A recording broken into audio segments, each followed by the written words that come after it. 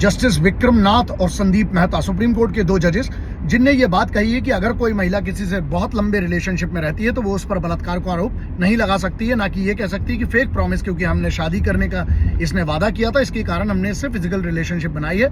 ये एक जजमेंट दिया है 2 लोगों का, जहां पर उनने जो इस पुरुष के ऊपर ये आरोप लगा था, उनने सीधे कहा कि उनने क्वॉश कर दी, वो पूरी की पूरी जो एक्विजिशन थे उसको क्वैश कर दिया, उस एप्लीकेशन को क्वैश कर दिया। कि एक बात बताइए, कैसे भाई आप लिव इन रिलेशनशिप में हो तो ये तो अति हो गई यार। अब सबको समझना पड़ेगा ना, पुरुषों के तौर पर और महिलाओं के तौर पर भी, कि आप किसी के साथ शारीरिक संबंध बना रहे हो, आप किसी के साथ सालों तक साथ में रहते हो और एक दिन एक सुबह आपको एकदम से होश आता है कि आपके साथ शारीरिक संबंध बनाए गए और फेक प्रोमिस के लिए। अरे तो इतने साल से आपको क्या है, आपको हाँ अगर आपको कोई नशा करवा रहा था, आपको कोई उसका फायदा उठा रहा था तो बात अलग थी। तो ये इसका मतलब एक चीज होती है, ये सुप्रीम कोर्ट के अगर 2 जजेस ये बात कह रहे हैं, इसका मतलब उनका तजुर्बा क्या होगा। इसका मतलब ये भी तो समझा जा सकता है ना कि बहुत सारे फेक केसेस आ रहे हैं, इसीलिए तो ऐसा जजमेंट देना पड़ा।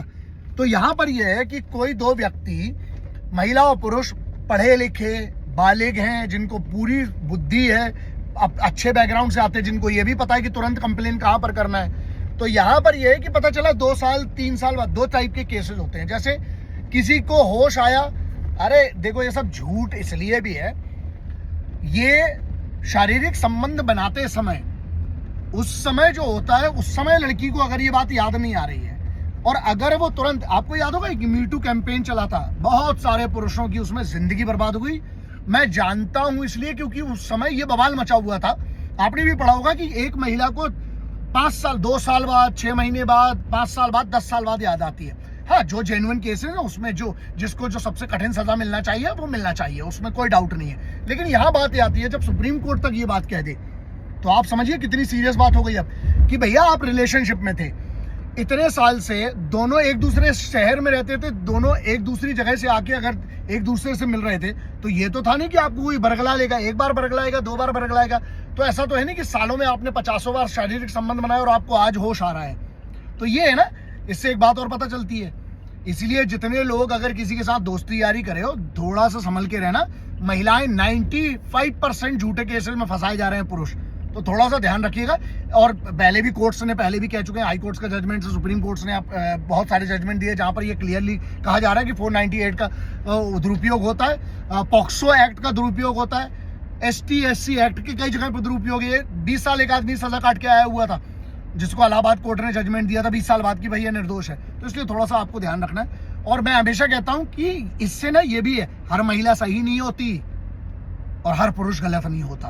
तो इसलिए थोड़ा सा जो युवा हैं, जिनको अभी अभी नया नया इश्क हुआ है, पेले जाओगे, गलत चले जाओगे इश्क में, तो थोड़ा सोच समझ के इश्क। और जो महिलाएं हैं, आप भी इतना तो समझदारी आपको होगी, अगर आपको वोट देने का अधिकार है, आपको ये पता है कि सरकार कौन सी चुनना है, आपको ये पता है कि आपको माता पिताजी से कैसे बात करना है, आपको ये पता है कॉलेज कौन सा चुनना है, आपको ये पता है कि आपको कौन सी चीज रात को देखना है 9 बजे के बाद, 10 बजे के बाद, या आपको ये पता है दोस्तों के साथ कैसी बात करना है, किसके साथ क्या चैटिंग करना है, किसके साथ क्या चैटिंग नहीं करना है। तो आपको इतना भी तो महिलाओं को, लड़कियों को ये भी तो होश होगा ना कि किसके साथ आपको शारीरिक संबंध बनाना नहीं बनाना। वो आपका फायदा उठा रहा, आपको 1 बार भी समझ में आ जाता होगा, 2 बार में, 4 बार में समझ में आ जाता होगा।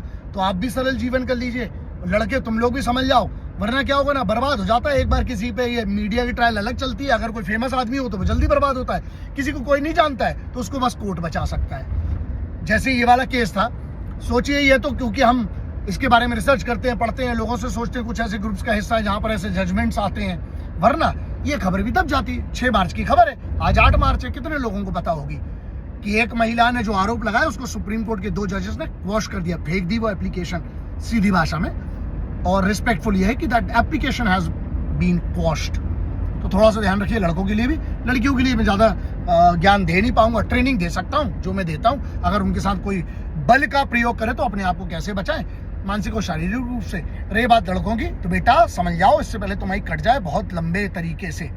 और एक बार एग्जाम लगता है ना, पुरुष ज्यादा खतरे में है, इसीलिए मैं बोल रहा हूँ पुरुष आयोग जल्दी बनाइए, वरना भाई पता नहीं माहौल क्या होगा। इसलिए जज साहब का बहुत बहुत धन्यवाद सभी पुरुषों की तरफ से। मेरे ऊपर बड़ी कृपा है, मैं इन सब चीजों से बचा हूं, दूर हूं इन सब चीजों से। लेकिन जो फंसे हैं ना, बुरा लगता है उनके लिए, क्योंकि 6 महीने बाद, साल बाद, 2 साल बाद आपको याद आती है। पता नहीं कहाँ की याददाश्त आपकी कमजोर है। बच्चियों, लड़कियों, बच्चियां तो नहीं बोलेंगे, लड़कियां और ये महिलाएं जो फंसाने निकलती हैं, चुड़ैले हैं, ये चंडालने हैं, बर्बाद करके रखा हुआ है। कई बच्चों के कोर्ट्स कह रहे हैं यार कि लड़कों की पूरे खानदान की जिंदगी बर्बाद हो गई है, क्योंकि एक लड़की कभी भी देखना, जब हरजाना भरना पड़ता है ना, तो लड़की हरजाना भरते समय ना हमेशा मुस्कुराएगी और पुरुष हमेशा और उसका पूरा परिवार रोता है। तो इतना भी अत्याचार मत कीजिए मैडम, आप लोग जो है। और औरत और महिला के बीच का है ना, जो ऐसी हरकतें करती है वो औरत ही है, उनको महिला भी नहीं कहा जा सकता है, देवी जी नहीं कहा जा सकता है, स्त्री नहीं कहा जा सकता है। कुछ लोगों को मेरी बात बुरी लगेगी, हमको घंटा फर्क नहीं पड़ता, क्योंकि हमने सच कोट किया है। कोर्ट कह रहा है, हमने क्या कोट किया? जो खुद सुप्रीम कोर्ट कह रहा है, हमने अपनी भाषा में रखा है। अगर कोई निर्दोष है तो उसको मैं माफी मांगता हूं, और जो दोषी और जिसने ये नाटक किया है, तुम्हारी हमको फर्क नहीं पड़ता तुमको क्या लगता है। जय हिंद, वंदे मातरम, इंकलाब जिंदाबाद, भारत माता की जय।